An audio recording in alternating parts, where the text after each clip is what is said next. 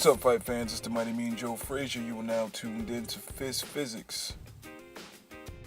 And now, the officials are ready, the fighters are in the ring, and they are ready.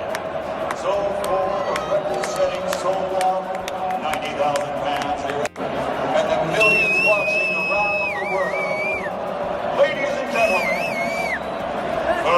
let's get it.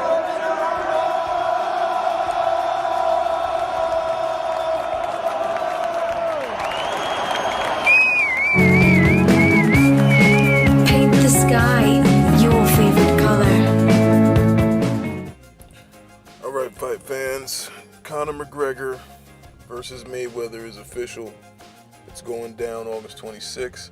But in my opinion, there are at least 5 huge mistakes Conor McGregor has already made on paper.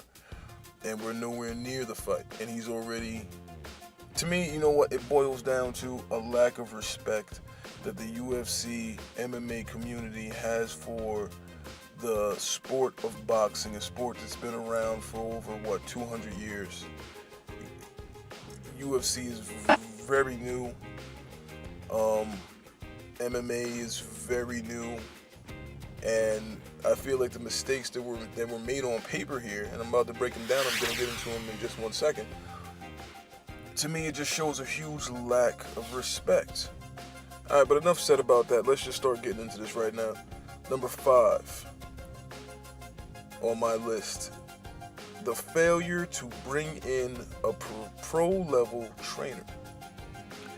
Now, maybe with all the money that he's getting in his purse, maybe he didn't want to pay anybody. Maybe he's used to working with select trainers from the UFC, not really sure. But being that this is a boxing match, it would be strongly recommended, if you were making that crossover, to bring in a pro-level trainer.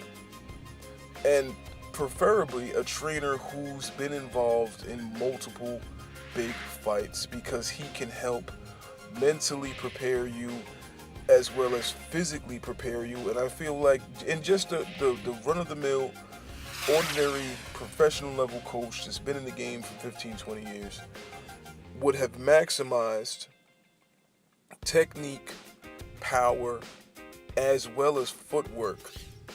Not only that, but you would have had somebody in the background to guide you on the smart moves to make, because this is a boxing match.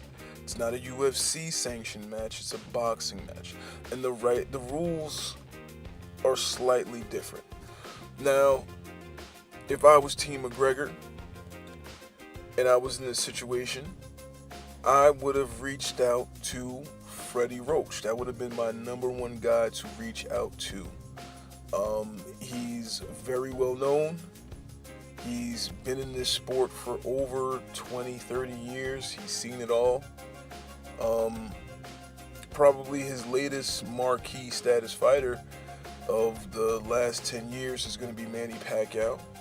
And guess what? Manny Pacquiao is a southpaw. And if you know boxing, you know that Freddie Roach helped to develop two-handed power in Manny. Manny was a completely one-dimensional fighter at one point of his career. Freddie Roach also added some tweaks to the footwork, so Manny doesn't get his hit as much as he does. Freddie Roach has done quite a lot for Manny Pacquiao. And because him and Pacquiao have worked so closely together for so many years, I would say that Freddie Roach is a great guy to go to for a southpaw fighter. Freddie Roach actually has, for maybe like the last 2 years, he's had Miguel Cotto in his camp. And Miguel Cotto is legally a southpaw who fights in the orthodox stance.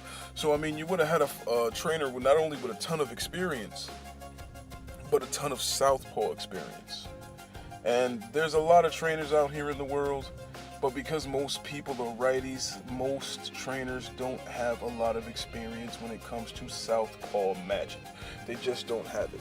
So, to me, that's the first mistake that McGregor made, is not bringing in, if Freddie Roach wasn't available, you would have been looking to get somebody who was equally or as close to his status as you possibly could. Now, number 4 is going to be the weight. And I think from a UFC standpoint, it's, well, the weight's not going to matter. You know, UFC guys, nothing really changes as we jump through weight classes. But here in the world of boxing, weight is a very important factor, especially in regards to the glove size that you will be wearing the night of the fight. So this fight is actually contracted at 154, which is junior middleweight or super welterweight. It goes by two different names, but it's 154 pounds. Floyd Mayweather, one, is already familiar fighting at this weight. He's fought at least 2 times at 154 pounds, and he's familiar with using the 10-ounce gloves, which come along with the 154-pound weight class. Now, UFC gloves are drastically lighter than a boxing glove in general, and I do believe that they weigh somewhere around 2 ounces, maybe a little under that. So, right off the top of the bat, you can see that the power's really not going to translate across the same, because the glove size that McGregor will be using on August 26th will be 10 ounces. Not only is that added weight, but it's also added padding. So if you're not used to punching through the padding of a sanctioned boxing glove, why would you sign up to fight with 10 ounces? Now, fighting with a smaller glove would have meant that McGregor had to squeeze down to 147 pounds. But at 147 pounds, he would have had the option to use an 8-ounce glove, which in his case is a lot better than using a 10-ounce glove. I got a better chance using the 8-ounce gloves versus the 10-ounce glove. Moving on to my number 3, which is still, the topic is gloves, is going to be the choice of glove, because I believe that these UFC guys don't realize that there are different types and different degrees of gloves, and I think they're just going to walk in there wearing a traditional 10-ounce glove.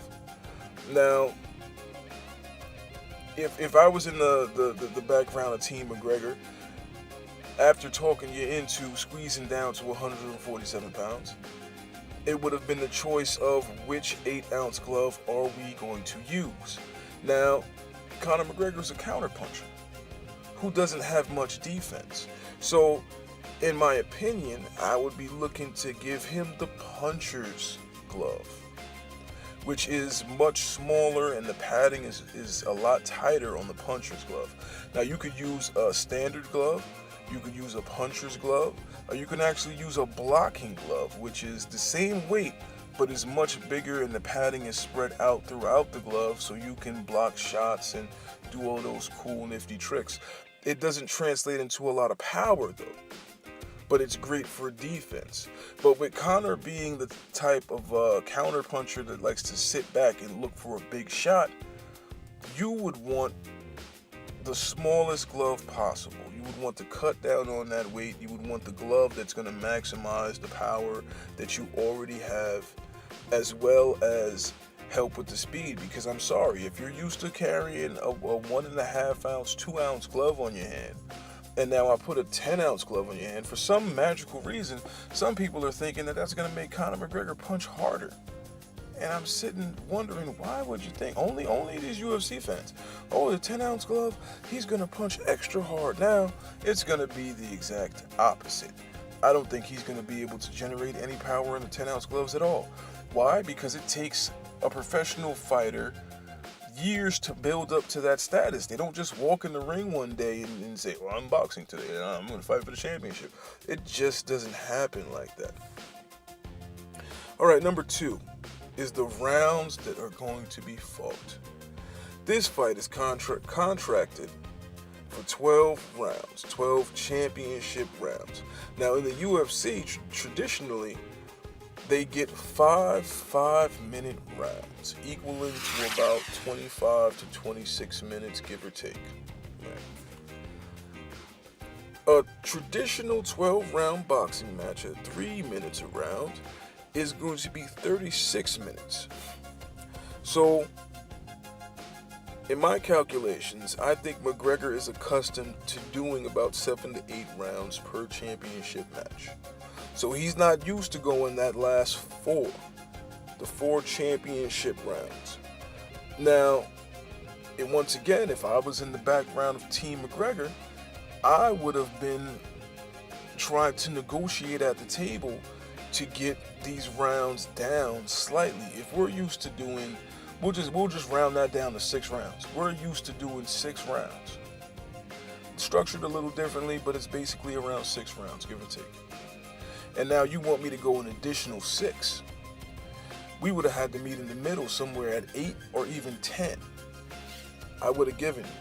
But the chances are McGregor's stamina will run out completely by the time they get to round 8 or round 9, simply because he's not accustomed to fighting hard that many minutes. And I think that's going to come out in the actual fight. Now, when you see McGregor completely gassed after round 8, round 9, know that this is his own fault. This is from a lack of respect from this sport. Why do I say that? Because professional fighters, even Floyd Money Mayweather, with the exception of 2 guys, most professional fighters go from 4-rounders to 6-rounders to 8-rounders to 10-rounders. And finally, when they build themselves up to that marquee status, prize fighter status, they get to have a 12-round match, usually for a championship. But my point being is they don't come right out the gate and just start fighting 12-rounders. They slowly, gradually work their way up. That's the way it's done. And for you to think that you could you could cross over sports and disrespect the way that it's done, that's going to take an effect in your fight.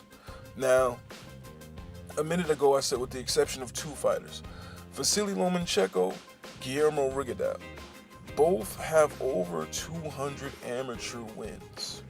So when they wanted to come over to the pros and they said, listen guys, I've been a professional for a long time, even though I was fighting in the amateurs, I fought a lot.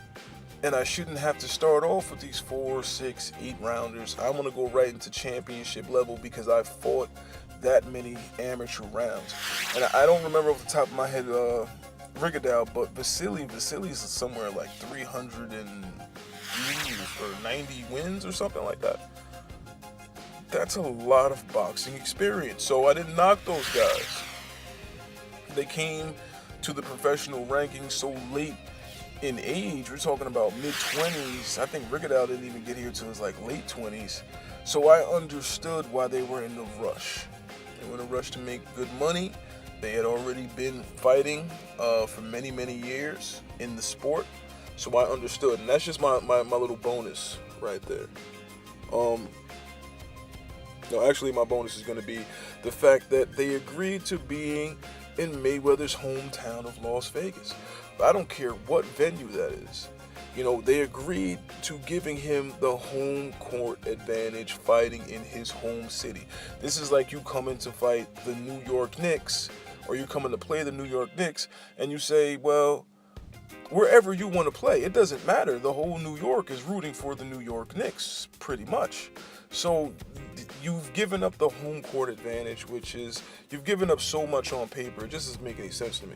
But my number one mistake that McGregor has made, which shows a lack of respect for our sport, the sweet science, boxing, is the fact that he's not even going to take a debut fight. There's no tune-up fight to this. He's going to go from 0 to 0 and then fight the best, which gives no one a chance to assess his skill level. So himself, you can spar all you want. Until you have your first match, you don't know where you really are as far as your skill level. There's no way for the fans to assess your skill level. Now, I do feel like this was done on purpose, because the last thing you would want with your cash cow is for him to come out and lose to some unknown bum. That's the last thing that you want to happen at this point in the game. There's so much build up to the fight. There's so much money involved in the fight currently. You wouldn't want a replay of what happened to Manny Pacquiao, because I do believe, going back a few years when Marquez knocked out Pacquiao, I do believe that took a little bit of steam off the coming Mayweather-Pacquiao fight. So, I mean, you wouldn't want a repeat of that happening with Conor McGregor and Mayweather. But this is probably the biggest mistake that he's made, and this is why, in the back of my head, I do not think that on the Conor McGregor side, they're looking to make this fight competitive at all. I think they're just going to come out there and showboat for a little bit and hope that Floyd carries them for 12 rounds and go home $50 million richer. Unless there's a well-built undercard to this fight, I'm not going to purchase it. Now, yesterday I heard a couple of rumors about possibly the First Lady, Cecilia Brækhus, wanting to take on Chris Cyborg on the undercard. That might actually strike up some interest. I mean, if it was Ronda Rousey, if Ronda Rousey was still around, I definitely think her and Cecilia would have been a huge fight, especially if Ronda was still unbeaten, but unfortunately, that's just a wish. But alright, fight fans, hit me in the comment section. Let me know what you think Conor McGregor should have done as far as on paper leading up to this fight to make it even barely slightly competitive. Alright, folks, it's the Mighty Mean Joe Frazier. One.